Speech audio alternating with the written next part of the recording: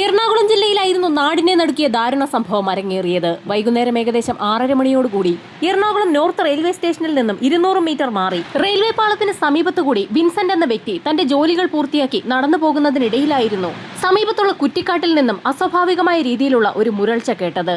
തൊട്ടടുത്തെവിടെയോ തെരുവുനായ്ക്കളുണ്ടെന്ന് വിൻസെന്റിന് മനസ്സിലായി. എന്നാൽ തെരുവുനായ്ക്കൾ മുരളുന്നതോടൊപ്പം തന്നെ എന്തോ തിന്നാൻ ശ്രമിക്കുന്നുമുണ്ട്. യാദൃശ്ചികമായി വിൻസെന്റിന്റെ കണ്ണുകൾ തെരുവുനായ്ക്കൾ കടിച്ചു വലിക്കുന്ന ആ സാധനത്തിൽ പെട്ടതും അയാൾ നടുങ്ങിപ്പോയി.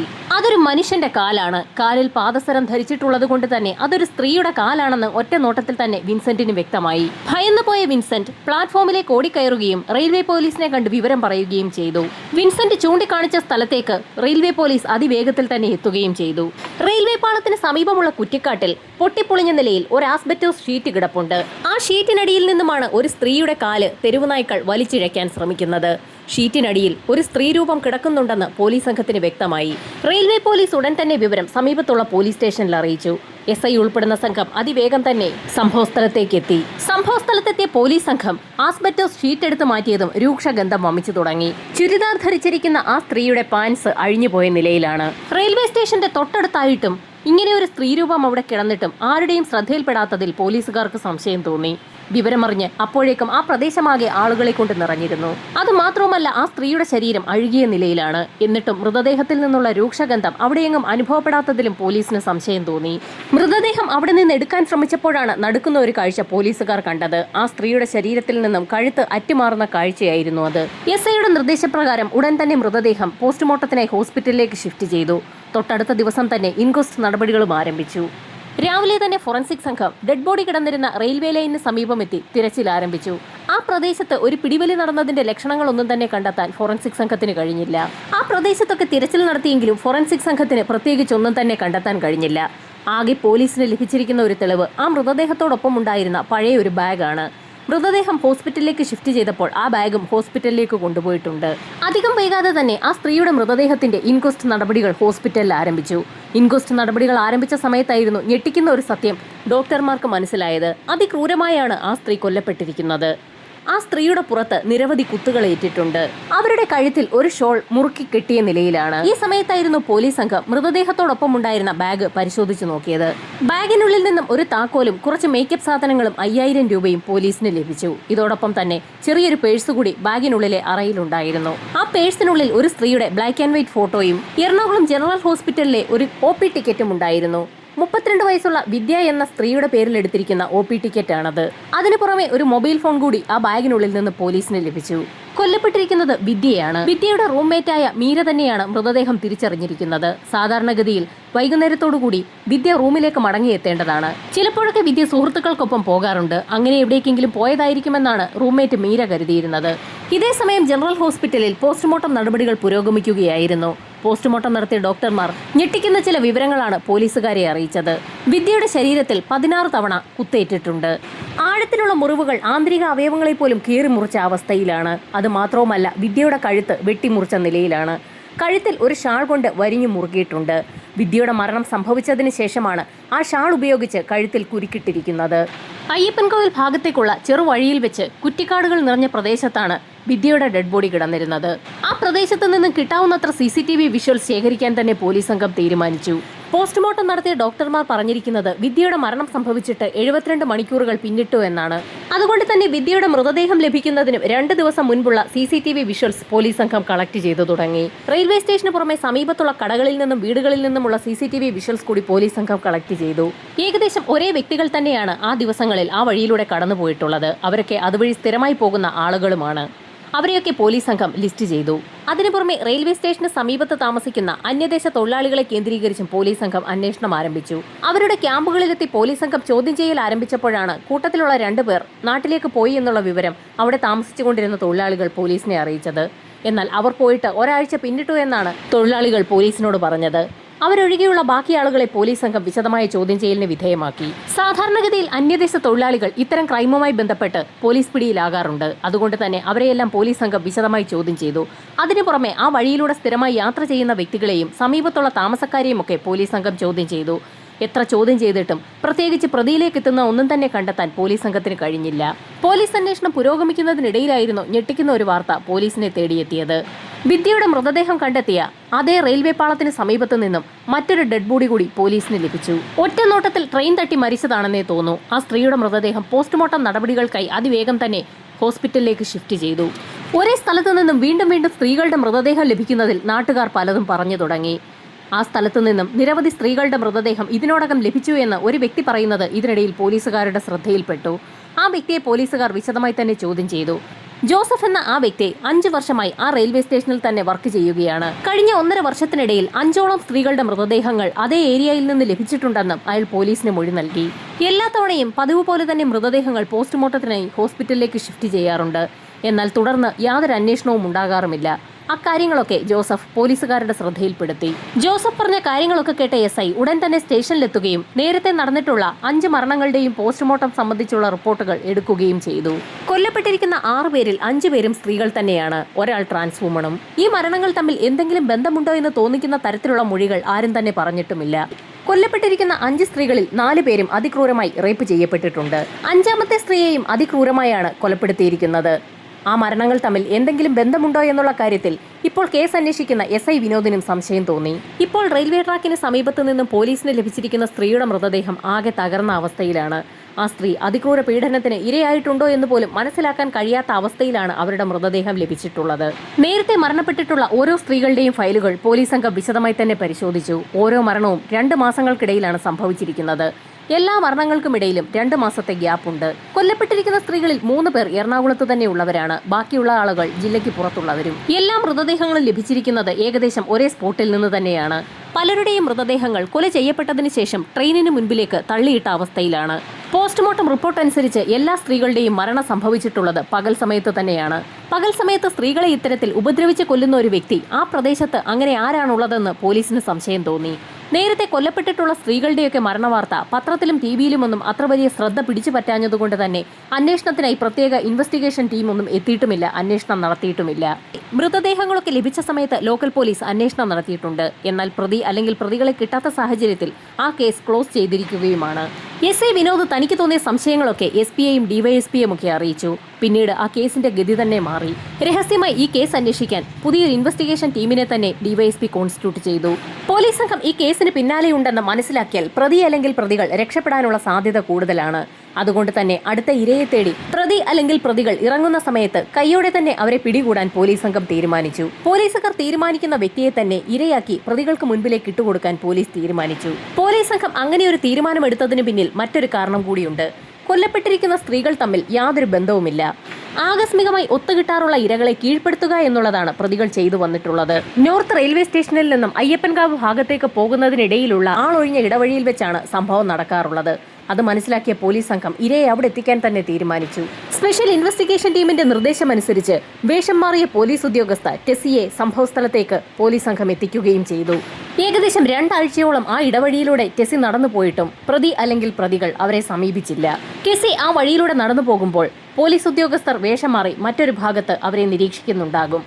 2 ആഴ്ച പിന്നിട്ടിട്ടും പ്രതികളാരും തന്നെ ടെസ്സിയെ സമീപിക്കാത്ത സാഹചര്യത്തിൽ പോലീസ് സംഘം അവരുടെ ആത്മവിശ്വാസം കൈവിടാതെ തന്നെ ടെസ്സിയെ ആ ഭാഗത്തുകൂടി നടത്തിക്കുന്നത് തുടർന്നുകൊണ്ടേയിരുന്നു.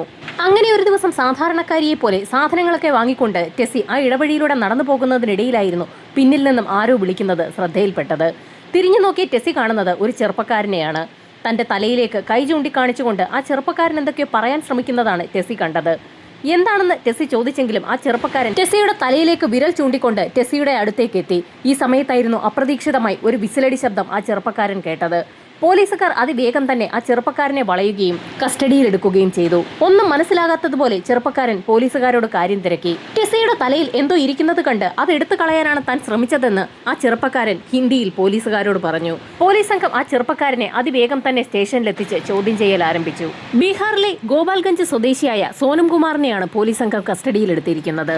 കൺസ്ട്രക്ഷൻ വർക്കിന്റെ ഭാഗമായാണ് കേരളത്തിലേക്ക് എത്തിയത്. അവിടെ അടുത്തു തന്നെ അന്യദേശ തൊഴിലാളികൾ താമസിക്കുന്ന ക്യാമ്പിൽ തന്നെയാണ് സോനം കുമാറും താമസിക്കുന്നത്. ആ സ്ത്രീയുടെ തലയിൽ എന്തോ ഇരിക്കുന്നത് കണ്ട് താൻ സഹായിക്കാൻ ശ്രമിച്ചതാണെന്ന് സോനം കുമാർ പോലീസിനോട് ആവർത്തിച്ച് പറഞ്ഞു. ഈ സമയത്തായിരുന്നു SI അവിടെയുണ്ടായിരുന്ന ഫയലിൽ നിന്നും നേരത്തെ കൊല്ലപ്പെട്ടിട്ടുള്ള സ്ത്രീകളുടെ ഫോട്ടോ സോനംകുമാറിന് കാണിച്ചു കൊടുത്തത്. എന്നാൽ ആ സ്ത്രീകളെയൊന്നും തനിക്കറിയില്ല എന്ന് സോനംകുമാർ ആദ്യഘട്ടത്തിൽ പറഞ്ഞു. ആ സ്ത്രീകളെയൊക്കെ കൊലപ്പെടുത്തിയത് സോനംകുമാർ തന്നെയാണെന്ന് തങ്ങൾക്ക് വ്യക്തമായ തെളിവുകൾ കിട്ടിയിട്ടുണ്ടെന്നും വധശിക്ഷയിൽ കുറഞ്ഞ ഒരു ശിക്ഷയും തനിക്ക് കിട്ടാൻ സാധ്യതയില്ല എന്നും പോലീസുകാരോട് സഹകരിക്കുകയാണെങ്കിൽ ശിക്ഷയിൽ എന്തെങ്കിലും ഇളവ് നൽകാൻ സാധിക്കുമെന്നും SI വിനോദ് പറഞ്ഞതോടുകൂടി സോനംകുമാർ പല കാര്യങ്ങളും പറഞ്ഞു തുടങ്ങി. കൺസ്ട്രക്ഷൻ വർക്കുമായി ബന്ധപ്പെട്ടായിരുന്നു സോനംകുമാറും സഹോദരൻ രവികുമാറും കേരളത്തിലേക്ക് എത്തിയത്. കൺസ്ട്രക്ഷൻ വർക്കൊന്നുമില്ലാതെ വെറുതെ ഇരിക്കുന്ന സമയങ്ങളിൽ റെയിൽവേ ട്രാക്കിന് സമീപത്തുകൂടി അവർ നടക്കുന്നത് പതിവാണ്. ആ സമയത്താണ് പകൽ സമയങ്ങളിൽ ആ ഇടവഴിയിലൂടെ ആരും അങ്ങനെ നടക്കാറില്ല എന്നും ചില സമയങ്ങളിലൊക്കെ സ്ത്രീകൾ പല സാധനങ്ങളും വാങ്ങി അതുവഴി ഒറ്റയ്ക്ക് നടന്നു പോകാറുണ്ടെന്നുമുള്ള കാര്യം സോനംകുമാറിനും രവികുമാറിനും മനസ്സിലായത്. കേരളത്തിലെ സ്ത്രീകൾ പൊതുവെ ആഭരണം നന്നായി ധരിക്കുന്നുണ്ടെന്നുമുള്ള കാര്യം ആ സഹോദരങ്ങൾ മനസ്സിലാക്കി. തങ്ങൾക്ക് പറ്റിയ ഒരു ഇരയെ തിരക്കി അവർ കാത്തിരിക്കുന്ന സമയത്താണ് ഒരു സ്ത്രീ അതുവഴി നടന്നു പോയത്.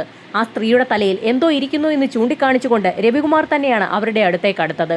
അപ്രതീക്ഷിതമായി ആ സ്ത്രീയെ കീഴ്പ്പെടുത്തുകയും തൊട്ടടുത്തുള്ള കുറ്റിക്കാട്ടിലേക്ക് വലിച്ചുകൊണ്ടുപോയി ഇരുവരും ചേർന്ന് അതിക്രൂര പീഡനത്തിന് ഇരയാക്കുകയും ചെയ്തു. ആ സ്ത്രീയുടെ ശരീരത്തിലുള്ള ആഭരണങ്ങളൊക്കെ മോഷ്ടിച്ച ശേഷം അവരുടെ മരണമുറപ്പിച്ച സഹോദരങ്ങൾ ആരുടെയും ശ്രദ്ധയിൽപ്പെടാതെ റെയിൽവേ ട്രാക്കിലേക്ക് ആ സ്ത്രീയുടെ ശരീരം തള്ളിയിടുകയായിരുന്നു. ആ സംഭവം നടന്ന് 2 മാസം പിന്നിട്ടിട്ടും പോലീസ് അന്വേഷണം എങ്ങും എത്തുന്നില്ല എന്ന് മനസ്സിലാക്കിയ സഹോദരങ്ങൾ അവരുടെ പഴയ രീതി തന്നെ വീണ്ടും ആവർത്തിച്ചു.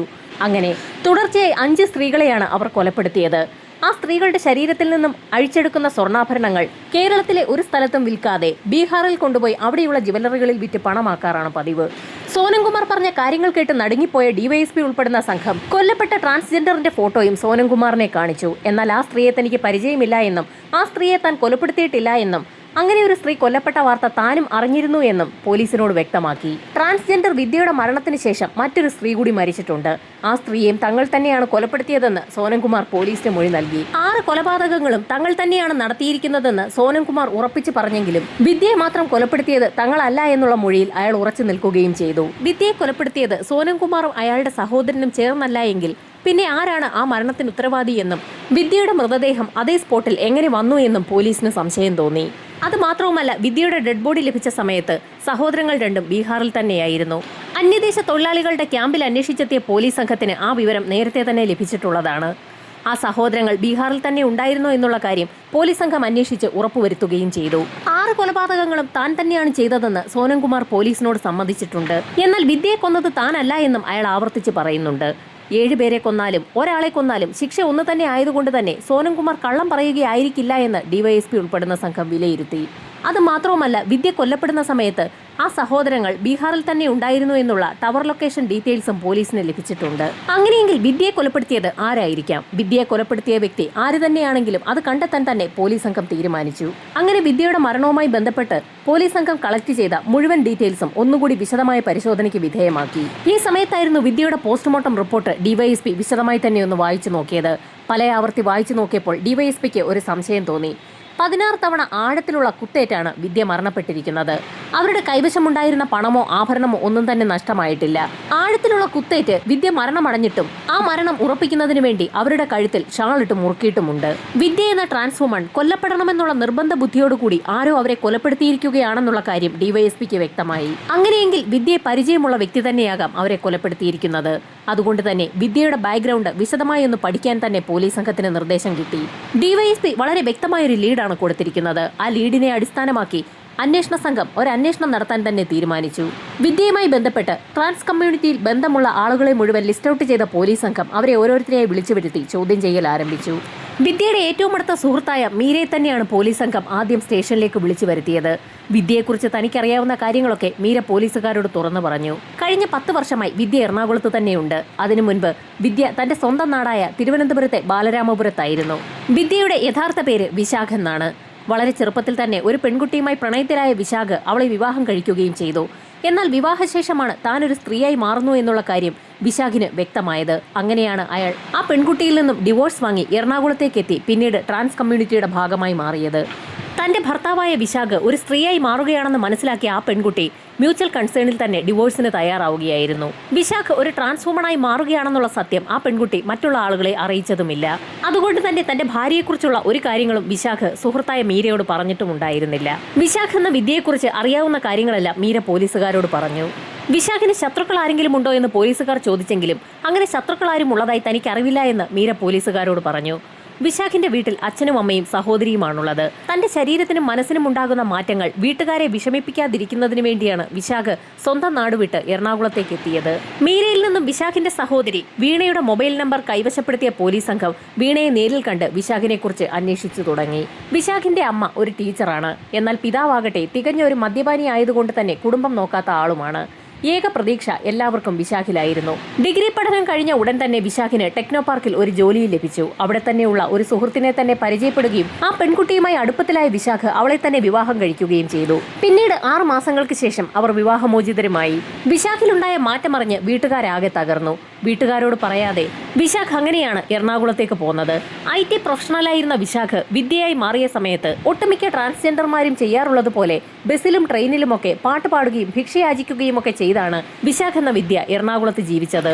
എത്ര അന്വേഷിച്ചിട്ടും പ്രതിയിലേക്ക് എത്തുന്ന ഒന്നും തന്നെ കണ്ടെത്താൻ കഴിയാത്ത സാഹചര്യത്തിൽ വിദ്യയുടെ ഡെഡ് ബോഡി കിടന്നിരുന്ന സമീപത്ത് നിന്ന് ലഭിച്ച വിദ്യയുടെ തന്നെ ഒരു ബാഗ് പോലീസിന്റെ കസ്റ്റഡിയിലുള്ളത് വീണ്ടും ഒരു പരിശോധനയ്ക്ക് വിധേയമാക്കാൻ ഡിവൈഎസ്പി ഉൾപ്പെടുന്ന സംഘം തീരുമാനിച്ചു. ആ ബാഗിനുള്ളിൽ നിന്ന് ലഭിച്ച ഓരോ സാധനവും വിശദമായ പരിശോധനയ്ക്ക് വിധേയമാക്കിയപ്പോഴായിരുന്നു ബാഗിനുള്ളിൽ നിന്നും നേരത്തെ പോലീസുകാർക്ക് ലഭിച്ചിരുന്ന 5000 രൂപ പൊതിഞ്ഞു വെച്ചിരുന്ന ഒരു നോട്ടീസ് ഡിവൈഎസ്പിയുടെ ശ്രദ്ധയിൽപ്പെടുന്നത്. എറണാകുളത്ത് തന്നെയുള്ള ഒരു സ്വർണ്ണപ്പണയ ഇടപാട് സ്ഥാപനമായ സരസ്വതി ഫിനാൻസ് ഇൻവെസ്റ്റ്മെന്റിന്റെ നോട്ടീസ് ആയിരുന്നു അത്. ആ നോട്ടീസിൽ ആ സ്ഥാപനം പുതിയതായി തുടങ്ങാൻ പോകുന്ന ഒരു ചിട്ടിയുടെ വിവരവുമുണ്ട്.